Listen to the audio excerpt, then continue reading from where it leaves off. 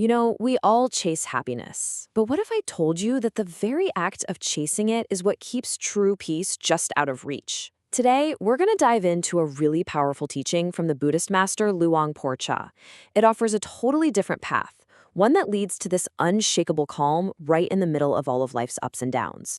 So let's start with a feeling I bet you've had. You finally get that promotion or you buy that thing you've been saving up for. There's that rush of happiness, right? But then, almost immediately, doesn't this little voice creep in? This subtle fear that it's not going to last, that you might lose it. Why is it that even our best moments feel so fragile? Well, this constant instability, this emotional up and down, is what Buddhist teachings describe as being caught between two extremes. It's like we're living on a perpetual seesaw, just constantly bouncing between pleasure and pain.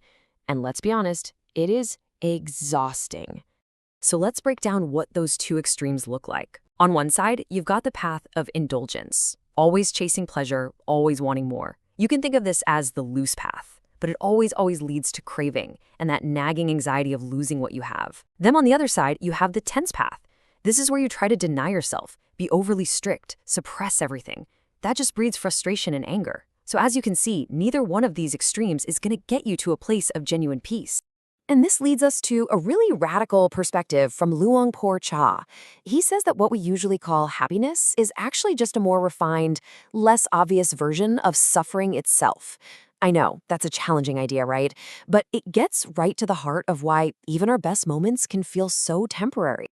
To really make this idea stick, Luang Por Cha used this incredibly powerful metaphor, one that you probably won't forget.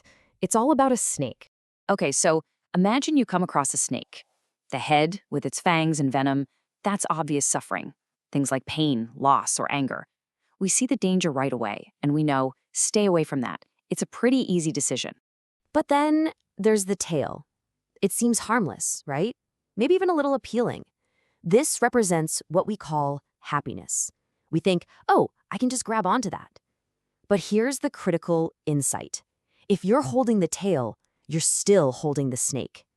And that constant underlying fear that it might just turn around and bite you, that fear of losing your happiness, that's what completely destroys any chance of real, lasting peace. So if grabbing the head is pain, and grabbing the tail is just delayed pain, what in the world is the alternative? Well, the solution, according to this teaching, isn't about trying to change the world outside of you. Nope. It's about fundamentally changing how you see it. This, right here, is the essence of the middle way. And it's not a compromise. It's not about finding some boring middle ground between indulgence and denial. It is a completely different path, a transcendent perspective that comes from simply knowing the truth of a situation, seeing reality clearly, without all the stories and delusions we usually add on top. Here's a perfect story to show you how this works. Imagine there's a guy who insults you every single day on your way to work. You'd feel angry, you'd feel hurt, of course you would. But what if one day you learn the truth?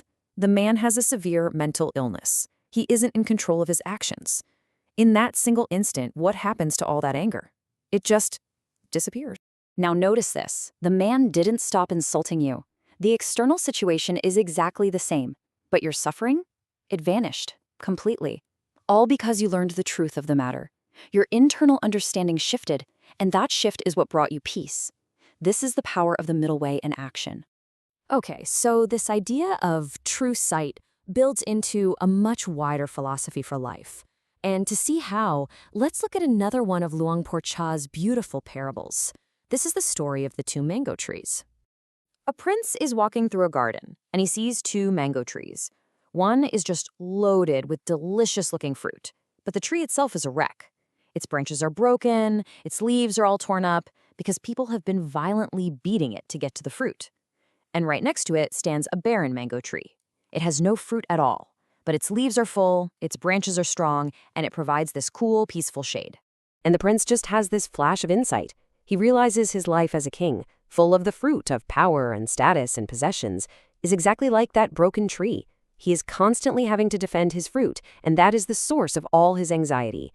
He saw that the barren tree, the one with nothing to cling to and nothing to protect, was the one that was truly free and at peace. And he decides, I will live like that barren tree. So, What's the big takeaway for us? I mean, how do we take these ancient stories and actually apply them to our modern lives right here and right now? Well, the ultimate takeaway is that the teaching isn't somewhere far away in a monastery or some ancient book. It's right here. Every emotion, every interaction, every tree, it is all ready to teach you something. By remembering that happiness and suffering are just two ends of the same snake, we can stop grasping.